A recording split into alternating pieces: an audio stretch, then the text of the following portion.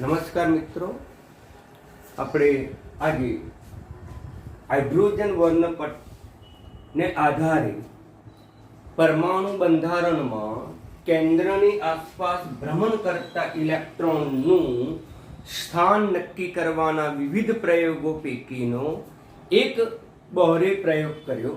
Hydrogen વર્ણપટની સમજૂતી આપી અને તેને આધારે બોહરે અભિધારણા આપી, પૂર્વધારણા આપી અને પૂર્વધારણાને આધારે કેન્દ્રની આસપાસ ભ્રમણ કરતા ઇલેક્ટ્રોન માટેની ઉર્જાનું એને સૂત્ર પણ આપ્યું કે માન્ય સ્થિર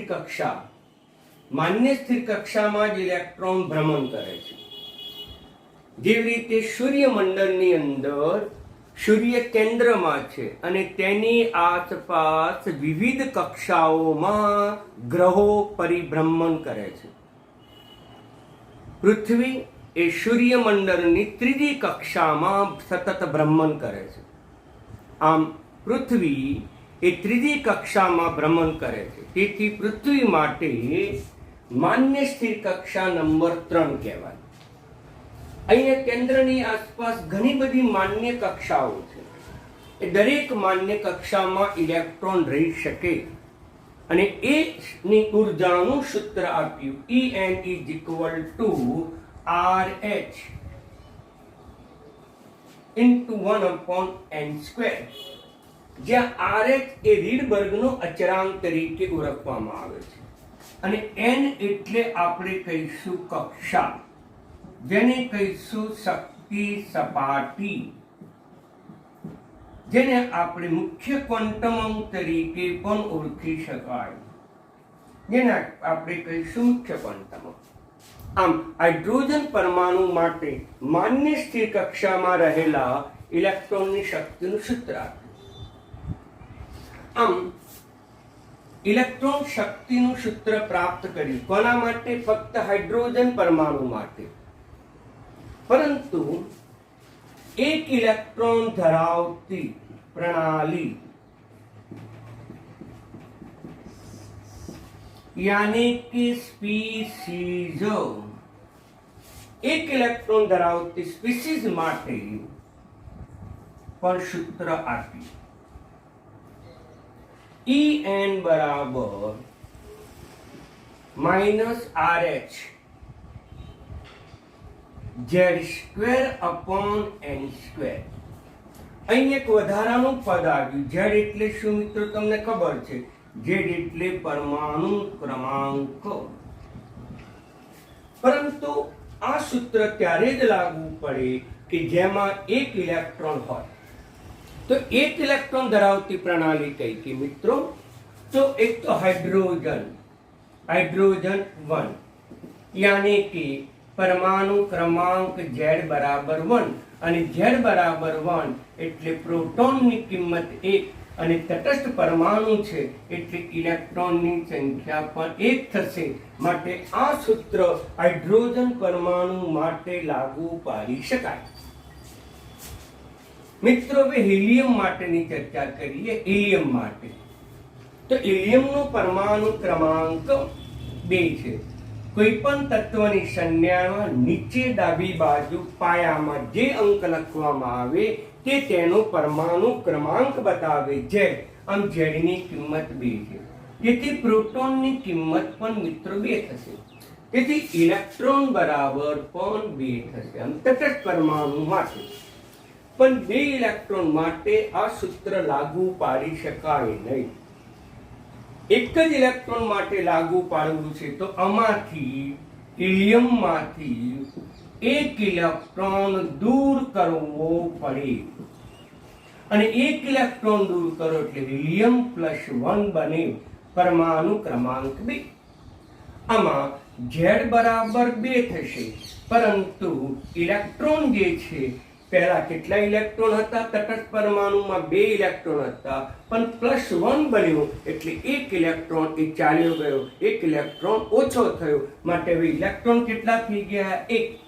માટે આ સૂત્ર હિલિયમ પરમાણુ માટે લાગુ પાડી શકાય નહીં, પરંતુ હિલિયમ આયન માટે લાગુ પાડી શકાય.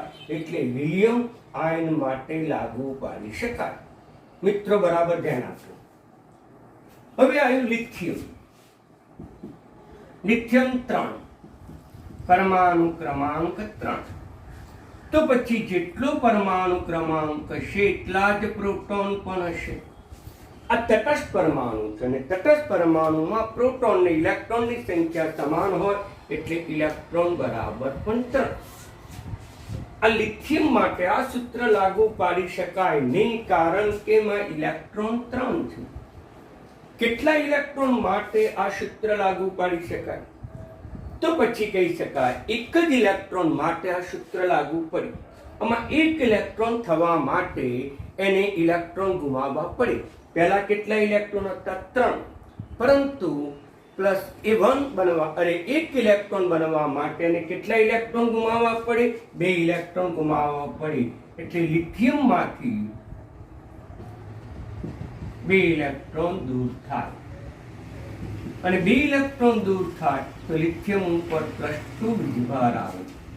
લિથિયમ +2 માં પરમાણુ ક્રમાંક Z બદલાતો નથી, પરંતુ ઇલેક્ટ્રોનની સંખ્યા બદલાઈ જાય છે.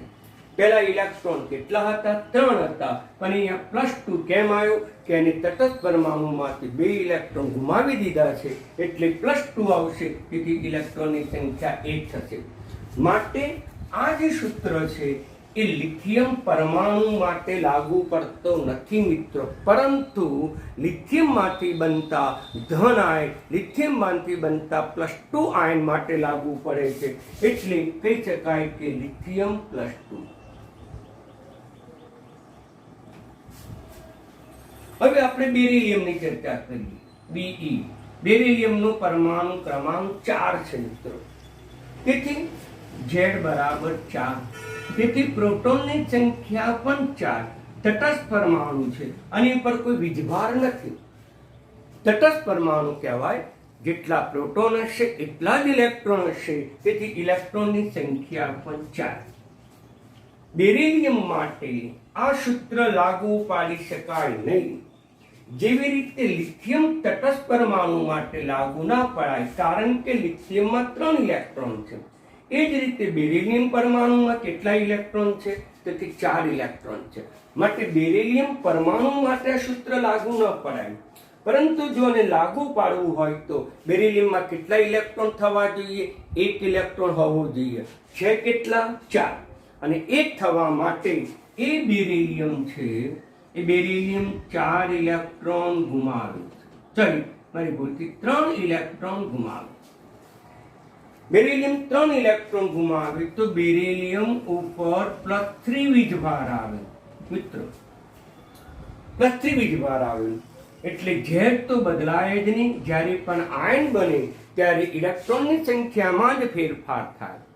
ઋણ આયન બને તો ઇલેક્ટ્રોન મેળવે, ધન આયન બને તો ઇલેક્ટ્રોન ગુમાવે. તો મિત્રો અહીંયા 3 ઇલેક્ટ્રોન ગુમાવે છે એટલે +3 વીજભાર. હતા કેટલા ઇલેક્ટ્રોન? 4. 3 ગુમાવે છે ઇલેક્ટ્રોન કેટલા થઈ ગયા? 1. માટે આ સૂત્ર બેરિલિયમ +3 માટે પણ લાગુ પાડી શકાય. મિત્રો સમજો, આ સૂત્ર Be+2 માટે લાગુ પાડી શકાય. તો કે પહેલા કેટલા ઇલેક્ટ્રોન હતા? 4. Be+2 એટલે એને કેટલા ઇલેક્ટ્રોન ગુમાવ્યા? તો 2 ઇલેક્ટ્રોન ગુમાવ્યા. તેથી બાકી રહેતા ઇલેક્ટ્રોન 4 માંથી 2 જાય તો 2. તેથી 2 બાકી રહ્યા. માટે આ સૂત્રમાં, આ આયનમાં, આ સ્પીસીસમાં 2 ઇલેક્ટ્રોન છે. જ્યારે આ સૂત્ર કોને લાગુ પડે છે?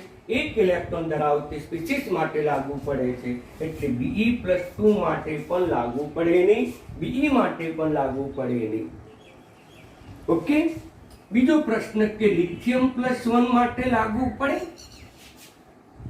લિથિયમ +1 એટલે શું થયું કહેવાય? ધન આયન બન્યો 1 એટલે એને ઇલેક્ટ્રોન શું કર્યા? ગુમાવ્યા. કેટલા ગુમાવ્યા? 1.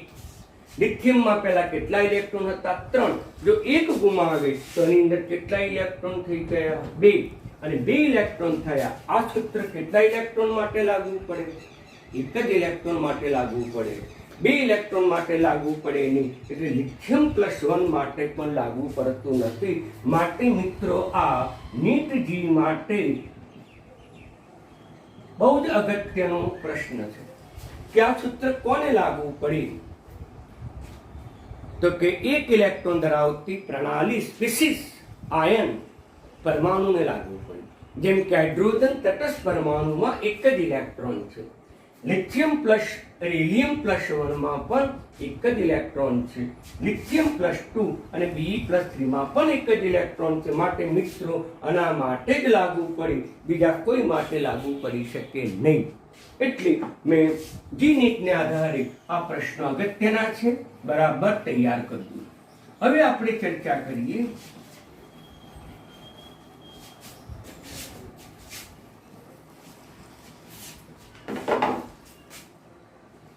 પ્રશ્ન પહેલો. હાઇડ્રોજનની પ્રથમ કક્ષામાં ભ્રમણ કરતા ઇલેક્ટ્રોનની ઉર્જા કેટલી? મિત્રો સમજી લો, આમ તો તમને 4 વિકલ્પ આપી નીચજીમાં, પણ હું 4 વિકલ્પ આપતો નથી, સીધી ગણતરી બતાવું છું.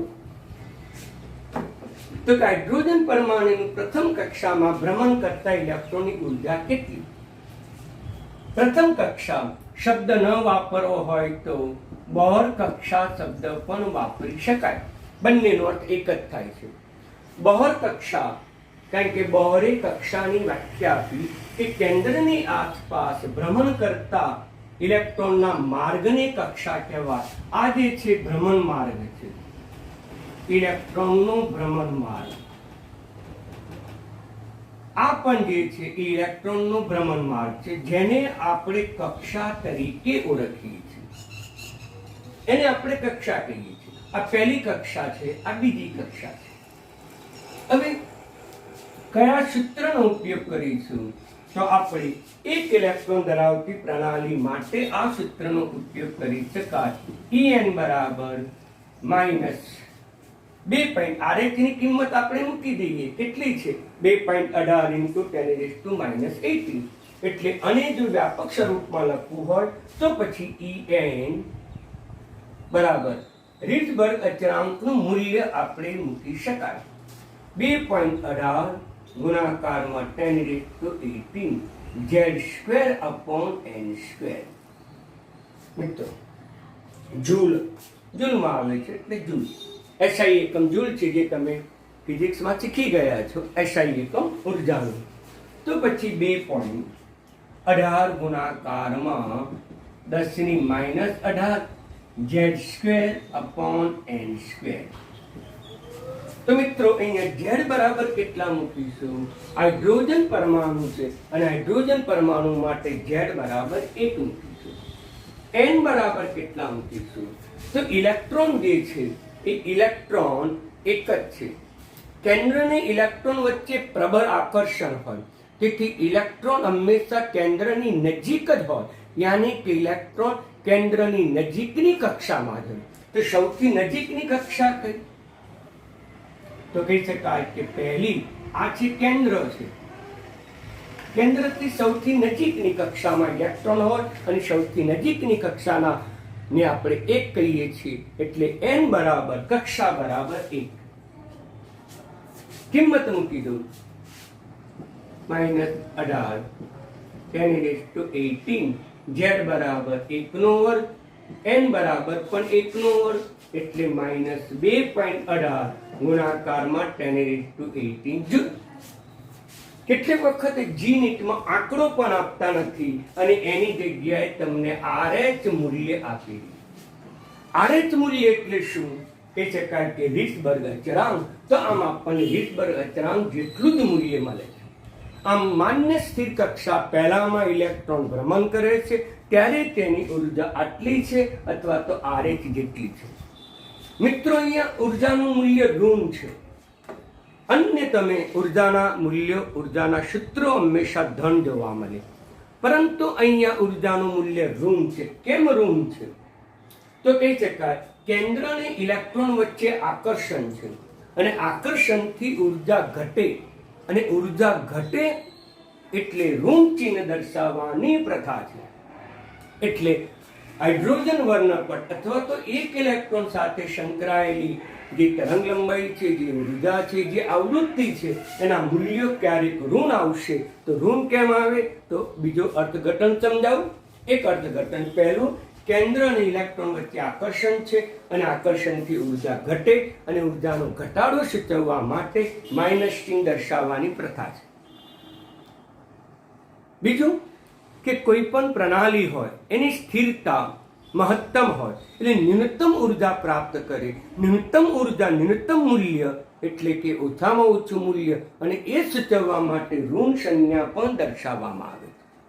ઓકે મિત્રો, આ પહેલો MCQ ની આપણે ચર્ચા કરી. હવે આપણે બીજો MCQ લઈએ કે હાઇડ્રોજનની બીજી બોહર કક્ષામાં રહેલા ઇલેક્ટ્રોનની ઉર્જા કેટલી? મિત્રો વિચાર, હાઇડ્રોજનની બીજી બોહર કક્ષા એટલે આપણે અહીંયા બીજી બોહર કક્ષા માટે દાખલો ગણવાનો છે. આપણી પાસે સૂત્ર તો En બરાબર -2.18 ગુણાકારમાં 10⁻⁻18 ઘાત Z² n² છે, જૂલ. આમ સૂત્રમાં Z કેટલા? તો એના પરમાણુ ક્રમાંક જેટલા. હાઇડ્રોજનનો પરમાણુ ક્રમાંક 1 છે. n કેટલા? તો મિત્રો અહીંયા n ની કિંમત તમને આપી દીધી છે. કેટલી છે n ની કિંમત? તો કે બીજી કક્ષામાં. તો કે બીજી કક્ષામાં એટલે n બરાબર 2 લેવા પડે મિત્રો. અને n બરાબર તમે 2 લો એટલે -2.18 ગુણાકારમાં 10⁻18. z બરાબર આપણે 1 નો વર્ગ મૂકીશું અને n બરાબર 2 નો વર્ગ મૂકીશું એટલે આપણને 2.18 ગુણાકારમાં 10⁻18 ઘાત અને ગુણાકારમાં 1/4 થશે મિત્રો. ઓકે, તો આનું તમે સાદુરૂપ આપો એટલે 4 વડે ભાગવા પડે. 20 થયા એટલે 18 એટલે 16 પાછા 20 5 ગુણાકારમાં -18 જૂલ. ઓકે મિત્રો, તો પછી બીજી કક્ષામાં રહેલા હાઇડ્રોજનના ઇલેક્ટ્રોનની ઉર્જા ગણી. ચલો ઓકે, અને આમ પણ લખી શકાય નીચેની પરિભાષામાં રીટબર્ગ અચળાંક કરતા ચોથા ભાગની. આમ પહેલી કક્ષા કરતા બીજી કક્ષાની સ્થિરતા ઓછી છે. પહેલી કક્ષામાં ઇલેક્ટ્રોન હોય તો આટલી સ્થિરતા પ્રાપ્ત કરે, બીજી કક્ષામાં ઇલેક્ટ્રોન હોય તો આટલી સ્થિરતા પ્રાપ્ત કરે. એટલે ઇલેક્ટ્રોન પહેલી સ્થિરતામાં વધુ સ્થાયી છે, બીજી સ્થિરતામાં એની સ્થિરતા ઓછી છે. બીજી કક્ષામાં એની સ્થિરતા ઓછી છે. હવે હાઇડ્રોજનની બોહર કક્ષા 5 માં રહેલા ઇલેક્ટ્રોનની ઉર્જા કેટલી? હવે આપણે એનું એ જ સૂત્ર, પરંતુ એ સૂત્રની અંદર Z બરાબર 1 મૂકીશું, હાઇડ્રોજન પરમાણુ માટે છે, અને n બરાબર કેટલા મૂકીશું મિત્રો? તો 5મી કક્ષા માટે છે. અને n બરાબર 5મી કક્ષા છે એટલે n બરાબર 5 મૂકીશું. આ સૂત્રમાં એની કિંમત મૂકી દો. તેથી En = -2.18 10⁻18 ઘાત. Z એટલે 1 નો વર્ગ, આ 5 નો વર્ગ થશે. એટલે અહીંયા થશે -2.18 ગુણાકારમાં 10⁻18 ગુણાકારમાં 1/25. તમે કેલ્ક્યુલેટરની મદદથી આ સરળતાથી તમે છેતરી શકો. હવે આગળ એને આ રીતે પણ લખાય RH/25. એટલે તમને આ રીતે પણ જવાબ આપેલો હોય છે વિકલ્પોમાં, આ રીતે પણ વિકલ્પોમાં આપેલા છે. વિકલ્પો બદલે છે, પ્રશ્નો એના એ રાખે છે. એટલે આ પણ વિકલ્પમાં આપેલું હોય, આ પણ વિકલ્પમાં આપેલું. મિત્રો દરેક વિકલ્પ તમારે ધ્યાનમાં રાખવા પડે. શક્ય એટલા બધા વિકલ્પોની ચર્ચા કરું છું. આમ હાઇડ્રોજનમાં 1 ઇલેક્ટ્રોન છે અને 1 ઇલેક્ટ્રોન માટે પ્રથમ કક્ષામાં ઇલેક્ટ્રોનની ઉર્જા ગણી, બીજી કક્ષામાં ગણી, 5મી કક્ષામાં ગણી. એવી ત્રીજી કક્ષામાં ગણવી હોય તો n બરાબર 3 લઈ લો, ચોથી કક્ષામાં ગણવી હોય તો n બરાબર 4 લઈ લો. મિત્રો આવા દાખલા તમને આવડે એટલે આ બધા જ દાખલા આપણને નીટજીની અંદર પૂછાઈ ગયેલા છે. એટલે મિત્રો તૈયાર કરતા રહેજો અને આની પણ નોંધ કરતા રહેજો. હવે આપણે બીજો પ્રશ્ન લઈએ.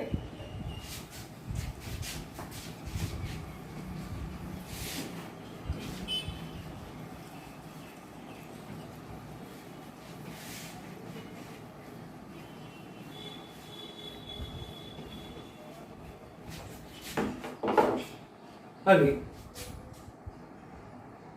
હાઇડ્રોજન, લિથિયમ,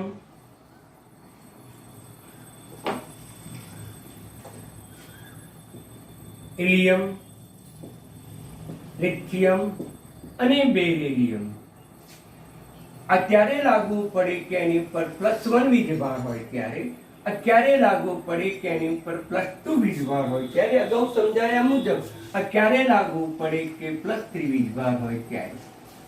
ઓકે મિત્રો, ના ઇલેક્ટ્રોનની ઉર્જાનું તુલના કરો. એની તુલના મિત્રો મોસ્ટ ઇમ્પોર્ટન્ટ પ્રશ્ન છે આવું કે હાઇડ્રોજન, હિલિયમ, લિથિયમ, બેરિલિયમના ઇલેક્ટ્રોનની ઉર્જાની તુલના કરો. તો પહેલા આપણે લખીશું સ્પીસીસ.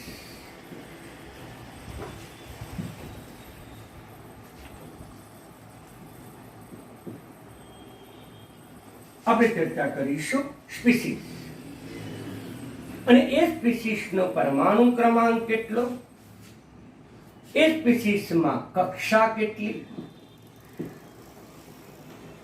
અને એ સ્પીસીસની ઉર્જા કેટલી, En યાની કે ઉર્જા કેટલી. પહેલું સ્પીસીસ લઈએ આપણે હાઇડ્રોજન 1, તટસ્થ પરમાણુ છે, પરમાણુ ક્રમાંક 1 છે, પરમાણુ ક્રમાંક 1 છે. મિત્રોમાં ઇલેક્ટ્રોન કેટલા છે? ઇલેક્ટ્રોન તો હાઇડ્રોજન પરમાણુમાં એક પ્રોટોન છે, તટસ્થ પરમાણુ છે, ઇલેક્ટ્રોન ગુમાવ્યા પણ નથી કે મેળવ્યા પણ નથી. માટે હાઇડ્રોજનમાં તટસ્થ પરમાણુમાં એક ઇલેક્ટ્રોન છે, એટલે ઇલેક્ટ્રોનની સંખ્યા પણ 1. તો પહેલો ઇલેક્ટ્રોન ક્યાં હોય? કેન્દ્રથી સૌથી નજીકની કક્ષા એટલે કે પહેલી કક્ષામાં જ ઇલેક્ટ્રોન હોય એટલે n બરાબર 1. આપણી પાસે સૂત્ર છે -2.18 ગુણાકારમાં 10⁻18 ઘાત આપણે Z² / n² જુઓ. આની અંદર કિંમત મૂકી દઈએ.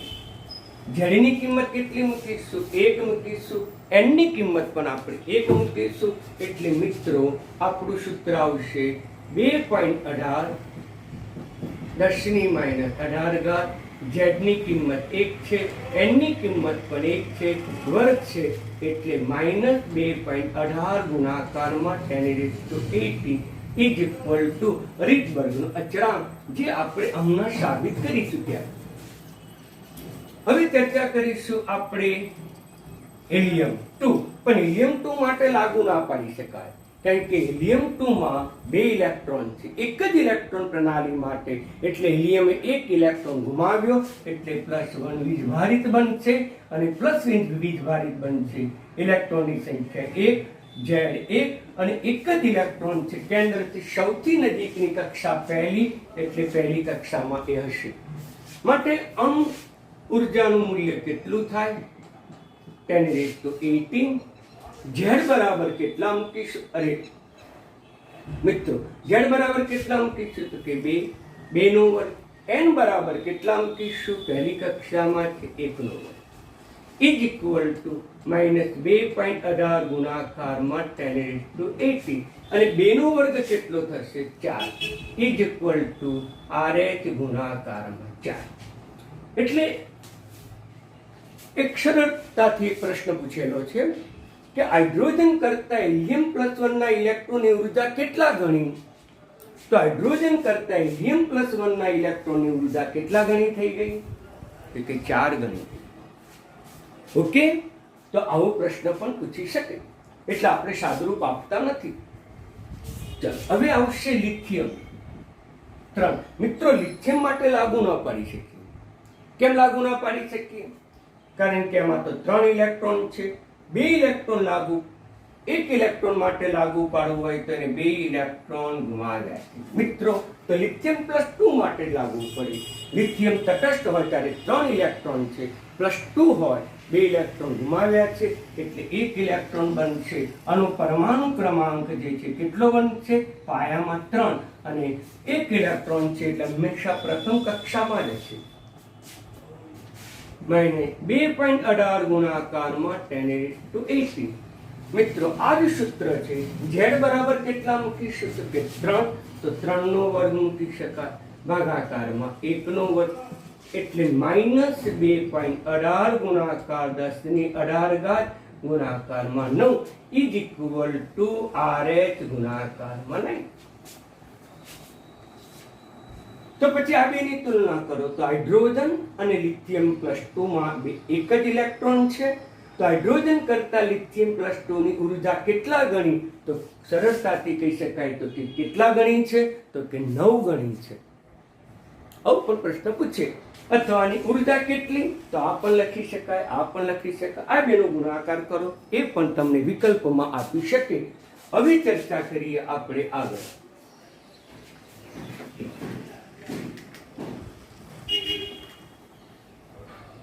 મિત્રો હવે આવશે બેરિલિયમ. બેરિલિયમ 4. બેરિલિયમ 4 માટે લાગુ ના પડે કારણ કે એમાં 4 ઇલેક્ટ્રોન છે. એક જ ઇલેક્ટ્રોન માટે પ્રણાલી માટે લાગુ પડે. 4 માંથી 3 ગુમાવવા પડે એટલે એની ઉપર 3+ વીજભાર આવે. મિત્રો તો ઇલેક્ટ્રોન તો એક જ થયો. ઝેડ કેટલો થયો? તો ઝેડ એના પરમાણુ ક્રમાંક જેટલો અને એક જ ઇલેક્ટ્રોન હોવાથી કેન્દ્રથી સૌથી નજીકની કક્ષા કઈ? 1 એટલે પહેલી કક્ષામાં જ ઇલેક્ટ્રોન હશે. હવે આમાં આપણે કિંમત મૂકી દઈએ અથવા આ સૂત્રમાં આપણે કિંમત મૂકીએ. આ સૂત્રમાં મૂકો તો પણ ચાલે. ઝેડ બરાબર કેટલા મૂકીશું તો કે 4. 2.18 ગુણાકારમાં 10⁸ અને 4 નો વર્ગ ભાગાકારમાં 1 નો વર્ગ એટલે ઇઝ ઇક્વલ ટુ -2.18 ગુણાકારમાં 10⁸ ગુણાકારમાં 16 એટલે RH × 16. મિત્રો દરેકને ખ્યાલ આવી ગયો? તો પછી આવા પ્રશ્નો તમને પૂછે તો પણ તમે સરળતાથી તેના જવાબો આપી શકો. એટલે મિત્રો મેં અહીંયા એ 4 MCQ એક સાથે લીધા. તો આની ઉર્જા કેટલી, અણી કેટલી, અણી કેટલી, અણી કેટલી, 4 અલગ પણ પૂછી શકે તો તમારે ધ્યાનમાં રાખવાનું. હવે બીજો પ્રશ્ન લઈએ નીતિજીનો.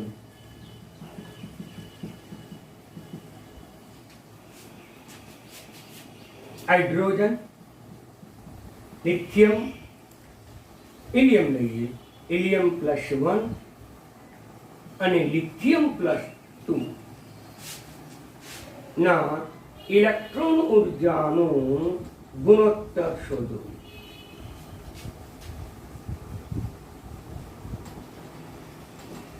આ જે ઉર્જા છે એ ઉર્જાનો ગુણોત્તર શોધો.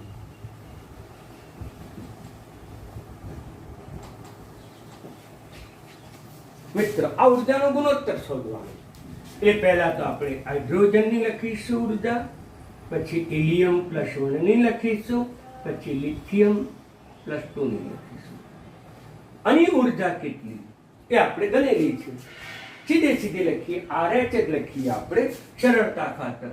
RH અને RH ગુણાકારમાં 4 અને કેટલી તો RH ગુણાકારમાં 9 અને RH ગુણાકારમાં 9. RH વડે ભાગતા તો મિત્રો કેટલી કિંમત આવશે? તો અહીંયા 1 આવશે, અહીંયા 4 આવશે, અહીંયા 9 આવશે. માટે આપણો આન્સર કેટલો બનશે? તો આપણો આન્સર બનશે 1/4/9. આપણો આન્સર બનશે. ઓકે મિત્રો, તો એવો બીજો પ્રશ્ન પણ પૂછી શકે.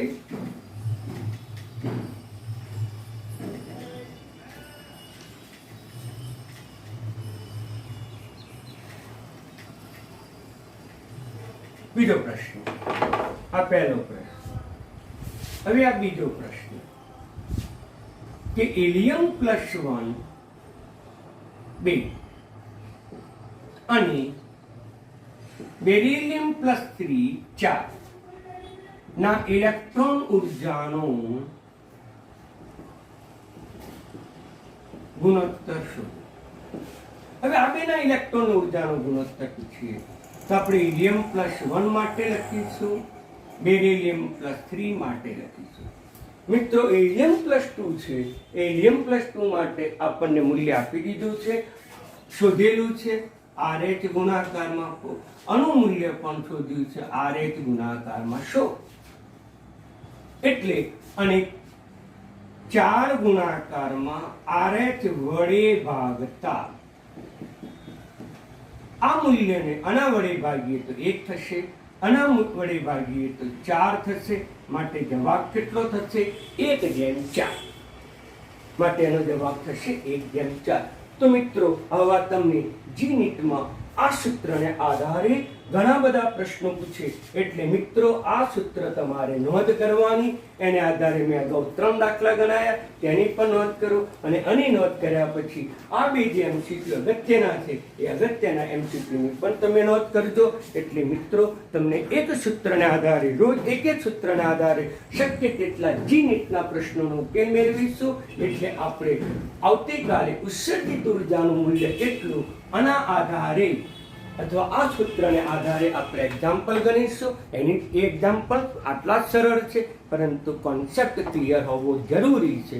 એટલે મિત્રો એટલે આજે જે ચલાવ્યું એ વાસ્તવમાં નીટજીના પ્રશ્નોના ઉકેલ માટેનું ગણાયું કે 1 ઇલેક્ટ્રોન ધરાવતી પ્રણાલી સ્પીસીસ એના માટે આ સૂત્રનો ઉપયોગ કરાય. પણ કોના માટે લાગુ પડે? હાઇડ્રોજન, હિલિયમ +1, લિથિયમ +2, બેરિલિયમ +3 માટે જ લાગુ પડે. બીજા કોઈ આયનો માટે, પરમાણુ માટે કે સ્પીસીસ માટે સૂત્ર લાગુ પડતું નથી.